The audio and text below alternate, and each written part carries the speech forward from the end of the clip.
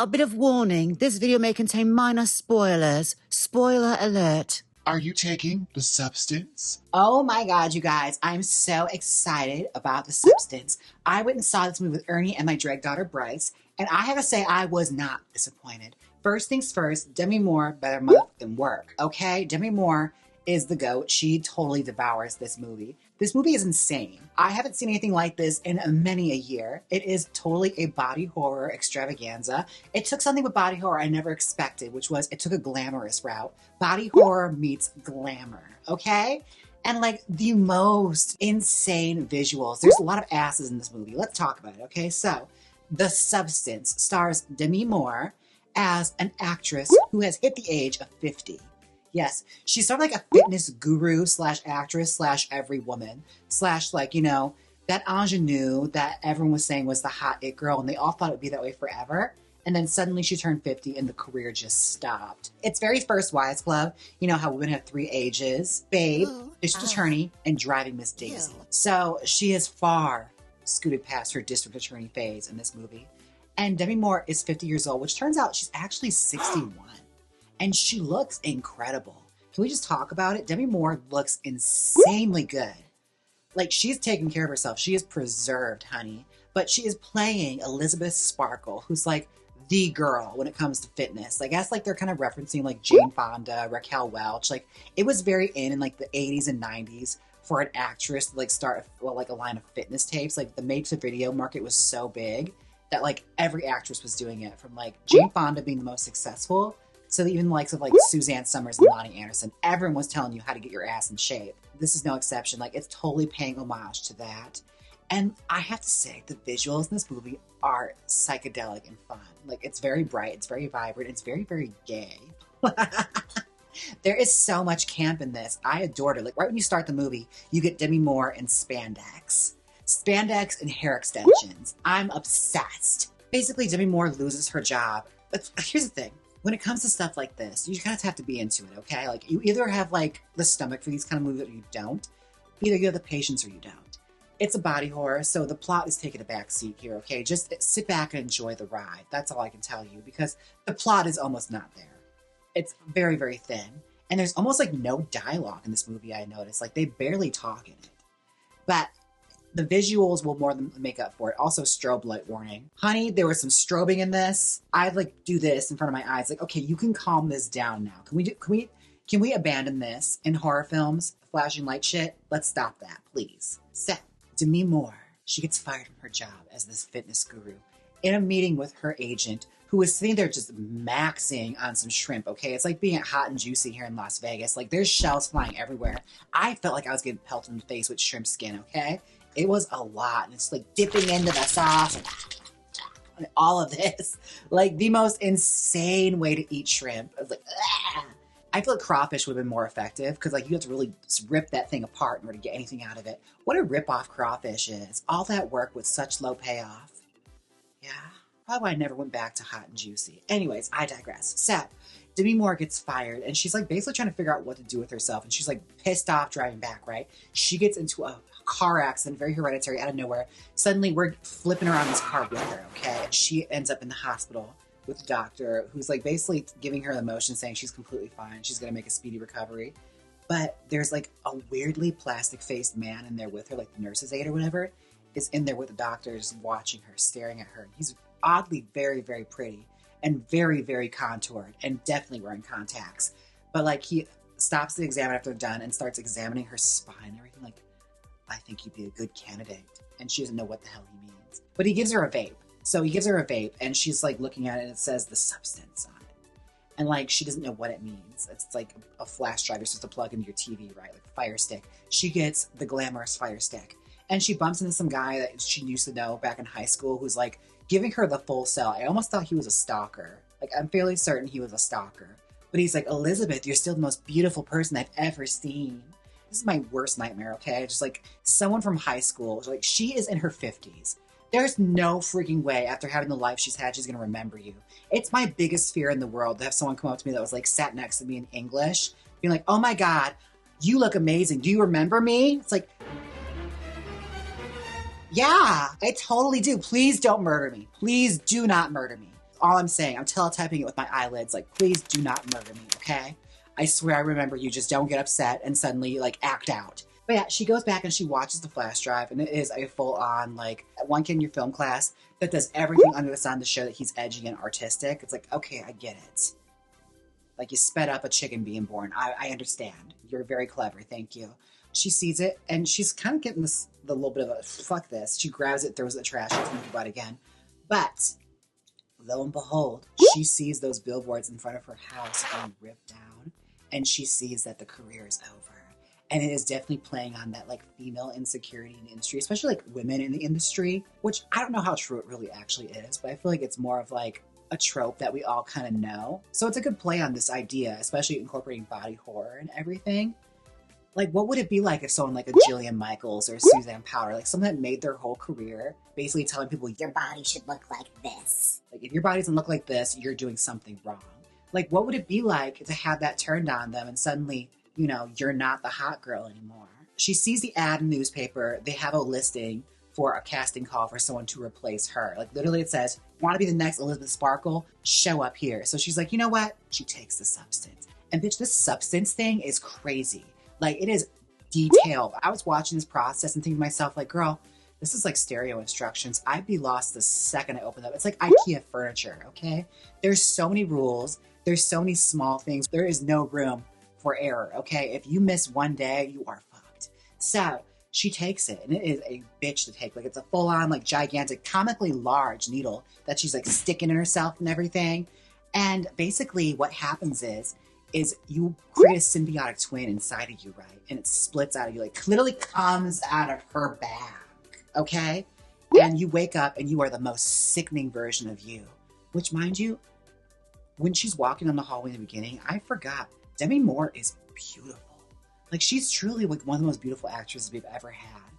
And I'll talk more about this because, like, when you think about Demi Moore's career and everything, she was one of those hot girl actresses that, like, when I was growing up in the 90s, like, she was that girl, okay? Like, everyone was looking at her like, this is Miss Sickening, okay? Like, she can do no wrong. She had hit after hit. She was like that standard of beauty that was always put up there. It's like, be beautiful like Demi Moore. There's a reason why there's so many girls named after her, okay? Like, she went from the Brat Pack to being this, like, established actress. And then did one mistake in her career. Because if you think about her, like, she had Ghost and G.I. Jane and all these great movies. But there's always that one that people go back to, Striptease, that they always tease her about. Where she played the stripper. It's like a, the guy that wrote Rum Punch wrote it. It's kind of clever. It wasn't a very good book, but they made a movie because they knew it was going to be salacious. And Demi Moore was in it, and she took a huge risk, and she was naked in a lot of it. And she suffered a lot because it got terrible reviews. But I always thought that was kind of an interesting parallel in her career. Like, you could be on top of things, and just one movie will take you right back down. So I think, like, she's a very interesting person to select for a movie like this. Because she knows what it's like to be, like, on top of the mountain, and just, like, one pebble can take you down. Like, it's really interesting. Because when you think about, like, to mention again, First Wives Club, she was that actress they were comparing other actresses to. Like, at that time, like, Goldie Hawn would be compared to Demi Moore. Like, that's the kind of, like, you should be looking like this. And if you're not, it just won't do. I thought she was a really great casting in this. And she was super brave in this girl. Like, she is full on titties out. Like, she's showing ass. She's digging in her ass. Like, it is no holds barred. She is showing you everything, okay? Get very comfortable with seeing Demi Moore's body outside of striptease because, honey, you're going to feel like her gynecologist after this, all right? I got too in touch with this. Like, okay, I get it. Put it down. It's fine. You can wear a robe. It's okay, girl. You did your thing. But it is so raw and just so in there. And when she takes the substance, right, like, she immediately, like, falls down on her bathroom floor naked.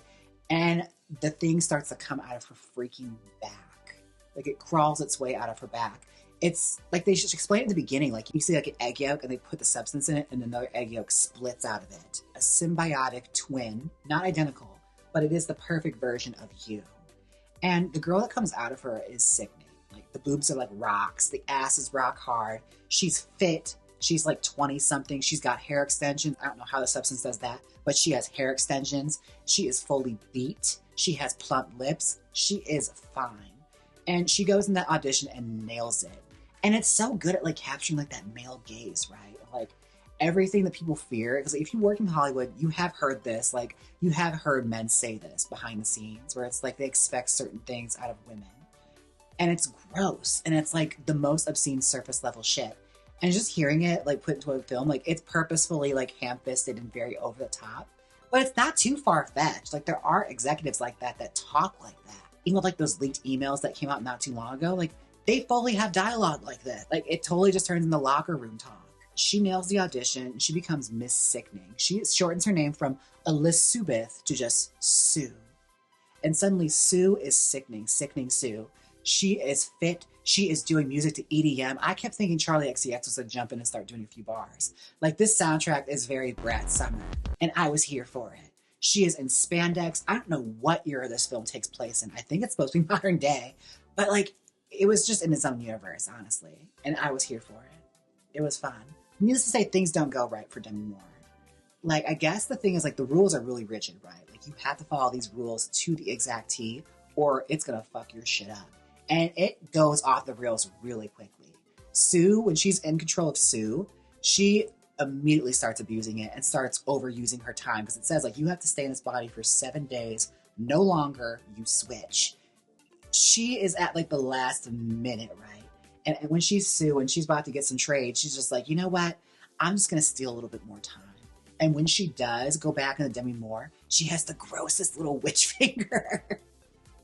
It's sort of like those one little stick-on fingers you can get for Halloween time, like the little witch claw. It's so gross. It's like she got the full fungus nail and everything. It's like a taste of the body horror that's going to come. Because like her coming out the back and sewing it up was a lot to see. But honey, trust me, it gets worse from here. Like Sue, when she starts going to Sue, both of them start abusing each other, really. Because it's just like a great like telling of just low self-esteem. Like someone with the lowest self-esteem, like the person that could be the most beautiful and the most fit and the most popular, she has the worst self-esteem. It's the point the uglies wish it was making. Like, it is insanity to think like how they just kind of go back and forth and abuse each other, right? And like when Demi Moore is in control of the body and she's just like, you know what, screw it. I get to spend 7 days as a hot young thing. I'm going to eat everything under the sun. Honey, she's got Jack in the Box every single day, okay? She is gorging herself. It's fucking Howard Hughes' apartment in this place, okay? There's shit everywhere. I'm surprised she didn't have roaches. And can we talk about this apartment? This apartment was clutch. It was beautiful. It was a whole other character in the movie. Like she goes so far as to like build a room off in her apartment, in her bathroom, to keep her body in so she doesn't have to look at it. Like she'll just close off the wall and come back to it when she has to. When Sue starts to abuse her privileges, it starts to affect the other body because the Matrix is what they call your original body, right? So like she starts abusing time and eventually she decides, you know what? I'm just going to keep pumping her for more of her fluid. So as she does, it rots away your actual self. When she eventually has to switch back, bitch, she looks like a witch. Like Demi Moore in these prosthetics is insane. Oh my God. It is like The Witches meets Hellraiser, Demon meets Basket Case meets Death Becomes Her. It is everything. Like Demi Moore went there with this. I was so impressed. Like, girl, I imagine it had to be hell sitting and all that. Like, I hate sitting down and getting my makeup done. I could imagine sitting down for 9 hours and getting all that shit put on me. Absolutely not. Like, I don't want to spoil too much of the movie because I feel like you really should go out and see it, especially since it's like more of an independent film.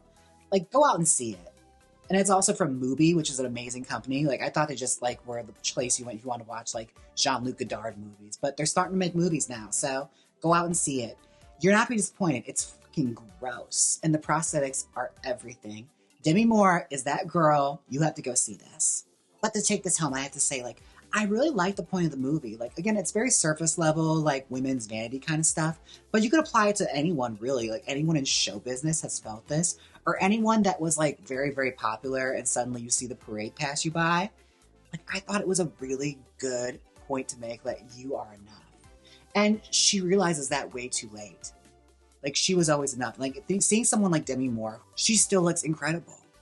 Like, she's 50 in the movie. She's 60 in real life. But it's like, she looks amazing. She's taking great care of herself. Like, you should be proud of the way you look. Like, you've worked hard at it. People will look at you and think, you have everything. Like, you are everything. And even then, someone can still be insecure and still not be happy with themselves. So I like that point of like, you are enough. And I love they took the grossest way possible to get to it. So yeah, definitely go out and see it. It's a good movie. You're going to enjoy it. Again, it is a body horror movie. So go into it knowing it's just going to be a lot of visuals. Let your thoughts take a back seat, okay? Just sit down and enjoy the ride, truly. Because it's fun. It's a lot of fun. I haven't seen a film like this in quite some time. It was giving me like Reanimator, Demons, like that kind of splatter horror. If you like that, be into it. And look, you don't have to have that asshole Jigsaw monologuing to you the whole time or making some advanced point that nobody cares about. It's just some good old nasty fun with lots of special effects. Get into it. Go see The Substance. Also, I love the fact that like the joke right now with anyone that's like gotten really good plastic surgery is, oh, she's taking the substance. I saw someone comment about like Christina Aguilera or something. It's like, y'all are so rude.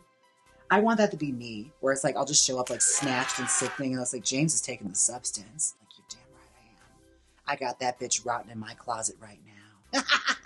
A picture of Dorian Gray, okay? Truly, I didn't even think about that. It's truly a picture of Dorian Gray for the modern day. Go out and live your most sickening life and let that painting fucking rot.